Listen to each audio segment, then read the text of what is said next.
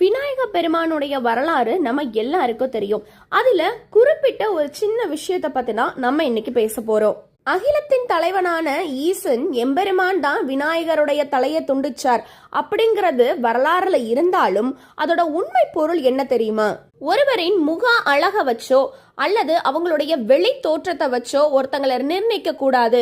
அவங்களுடைய முக அழகாக இருந்தாலும் சரி அல்லது வெளி தோற்றம் இருந்தாலும் சரி, என்னவாக குறையாக இருந்தாலும் அவங்களுடைய உள்ளம் தான் உண்மையான அழகு, அவங்களுடைய ஞானம் தான் உண்மையான அழகு அப்படிங்கிறத உலகத்துக்கு எடுத்துரைப்பதற்காக செய்யப்பட்ட சிவபெருமானின் ஒரு அழகிய திருவிளையாடல் தான் இந்த விநாயகருடைய அழகான பிறப்பு.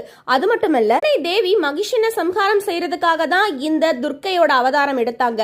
ஆனா அதுக்கு முன்பாகவே தனது குழந்தையாய் காணும் குழந்தையை துண்டிக்கப்பட்டான் என தெரிஞ்ச உடனேயே அன்னை தேவி துர்கா வடிவமாக எடுத்திருக்காங்க. இந்த அற்புதமான இந்த சிலை வாரணாசியில இருக்கு.